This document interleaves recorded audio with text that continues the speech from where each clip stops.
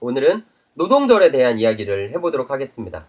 그와 관련된 세계 노동운동사에 대한 것도 간략히 짚어보도록 하겠습니다. 영국이 가장 먼저 산업화가 됐기 때문에 노동자들도 많았고 노동운동도 당연히 먼저 일어날 수밖에 없었어요. 1811년부터 1826년까지요. 영국의 노동자들이 어떤 운동을 벌이냐면요. 기계를 파괴하는 러다이트 운동을 벌입니다. 사람답게 살아야 되는데 기계들 때문에 쉬는 시간도 없고 휴일도 없고 너무나 힘들게 일을 하는 거예요. 노동착취가 너무 심한 거예요. 그래서 기계를 파괴합니다. 이 기계 때문에 이렇다. 이렇게 해서 기계를 파괴해요. 자본가들이 어떻게 했냐면 기계를 고치거나 새로운 기계를 들여오는 거예요. 그러니까 전이랑 똑같이 돌아가는 거예요. 그래서 노동자들이 알았죠. 우리의 적은 이 기계가 아니라 이 기계 뒤에 있는 자본가들이구나. 근데 자본가한테 맞설 수가 없잖아요. 자본가는 생산 수단을 다 가지고 있는 자니까, 강자니까. 또 약자인 노동자는 어떻게 할 수가 없는 거예요. 혼자는 안 되는구나 해서 뭉쳐야 되는구나 라는 걸 알아요. 단결하게 된단 말이에요. 서로 뭉치고 뭉쳐야 뭔가 의견을 제시할 수 있으니까. 근데 자본가들이 보니까 노동자들이 이렇게 뭉치면 무서운 거예요. 이 힘이 생기니까. 그래서 뭘 만들어냈냐면요. 단결금지법을 만들어냅니다. 2명 이상이 모여있는 건 금지가 되는 그런 법을 만들어요. 그러니까 노동자들이 깨닫죠. 우리가 원하는 사람답게 살려면 법과 제도를 바꿔야 되는구나 해서 정치 참여를 위한 운동을 전개하기 시작합니다. 그래서 영국에서 1838년부터 48년까지 선거운동 한단 말이에요.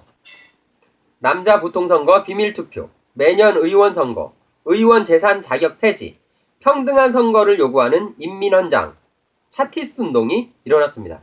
그리고 그것만 한 게 아니라요. 노동시간 단축 투쟁도 같이 해요. 그래서 1847년도에 10시간 노동법을 쟁취했습니다. 이런 법이 만들어졌다고 해도 그냥 법일 뿐이에요. 현장에는 전혀 적용하지 않는 1950년 영국의 최고재판소에서 10시간 노동법을 무시하는 판결을 했거든요. 그래서 노동자들이 다시 싸워요. 이거 현실화시키자. 1953년이 돼서야 10시간 노동을 현실화시킵니다. 영국의 이 승리 소식을 들은 다른 나라들이 가만히 있었겠습니까? 다른 나라들도 다 막 일어났죠. 14시간, 5시간 막 18시간씩 막 일했으니까 우리도 10시간 일하겠다. 이렇게 일어나서 싸우기 시작했어요. 그래서 다른 나라들도 10시간 노동을 쟁취하게 됐죠. 근데 10시간 일해봐요. 10시간 짧은 시간 아니잖아요. 그래서 다시 8시간 노동을 요구하는 운동을 시작해요. 1856년 호주 멜버른에서 8시간 노동을 가장 먼저 쟁취합니다. 노동절의 역사가 녹아있는 미국으로 오겠습니다. 미국은 8시간 노동을 언제 쟁취했냐면요. 1868년도에 쟁취했습니다. 근데 아시죠? 법만 만들어졌을 뿐 현실에서는 전혀 적용하지 않았어요. 그러니까 노동자들이 얼마나 힘들겠어요.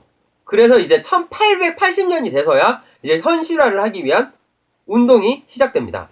1886년 5월 1일 토요일 미국 노동자들이 8시간 노동 현실화를 위해서 총파업을 선언했어요. 전국에 11,500개가 넘는 공장에서 35만 명이 파업에 돌입했습니다. 행사는 평화롭게 진행됐어요. 근데 누가 등장하냐? 경찰이 등장합니다. 미국 경찰이랑 우리나라 경찰이 좀 비슷해요. 시민의 지팡이가 아닌 시민의 몽둥이 역할을 하죠. 5월 3일 경찰이 쏜 총에 많은 노동자들이 죽거나 다치는 사건이 일어납니다. 경찰이 총을 쐈는데 가만히 있겠어요? 다음 날인 5월 4일날 헤이마켓이라는 광장에 사람들이 모여서 경찰 규탄하는 집회를 가졌단 말이에요. 이 집회에 무슨 일이 터지냐면 폭탄이 터지는 거예요. 그래서 굉장히 많은 사상자가 발생합니다. 근데 자본과 언론이 이제 여기서 어떻게 하냐면 이 폭탄이 터진 건 노동자들이 사건을 일으킨 거다. 노동운동을 탄압해야 한다. 이렇게 언론 폭격이 막 쏟아지기 시작합니다. 그렇게 언론 조작이랑 언론 몰 하고서 경찰들은 노동운동 지도자들을 잡았죠. 7명에게 사형을 선고합니다.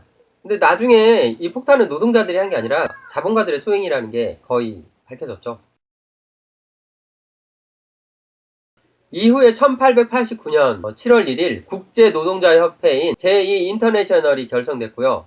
그리고 매년 5월 1일을 국제적인 노동자의 명절 메이데이로 하자. 그렇게 기념하기로 결정을 했습니다. 우리가 알고 있는 노동절이 이런 배경 속에서 탄생한 거죠. 수많은 사람들의 피와 땀, 생명을 바치고서야 만들어진 겁니다.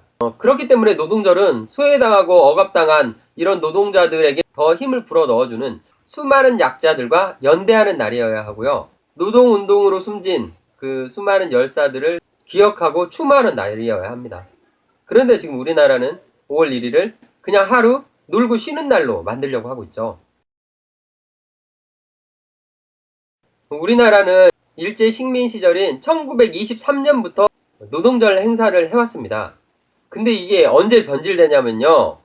이제 해방되고 나서 1948년 이승만이 정권을 잡으면서 지배 세력에게 충성을 다짐하는 날이 돼버린 거죠. 5월 1일을 3월 10일로 바꿔요. 근데 이유가 뭔지 압니까? 그 북한에서도 똑같이 노동절을 5월 1일 했단 말이에요. 그러니까 잔인무도한 공산도당과 같은 날에 이런 행사를 치를 수 없다. 이래서 바꿔버립니다. 3월 10일로. 근데 왜 3월 10일이냐? 3월 10일은요. 대한노총이라는 지금 한국노총의 전신인 정부의 편을 드는 그런 어용단체의 창립일입니다. 1946년도에 만들어졌어요. 이 단체의 장이 이승만이었었죠. 이 단체를 왜 만들었냐면요. 전평이 있었거든요. 진짜 노동자들, 농민들을 위해 밑에서부터 모여 만든 전평이 있었는데요. 이걸 깨기 위해서 어용 세력인 정부의 편인 대한노총을 만들었습니다. 3월 10일로 바꾸긴 했지만 노동절이었어요. 근데 이 노동절이 언제 근로자의 날로 바뀌냐면 1963년에 박정희가 근로자의 날 제정에 관한 법률을 만든단 말이에요. 그러면서 노동자, 노동절 이런 단어는 공식적으로 완전 죽어버렸단 말이에요. 근로자, 이게 공식적인 용어가 됐지. 그래서 노동절도 근로자의 날이 돼버리고 맙니다. 지금도 여전히 근로자의 날이 돼 있죠.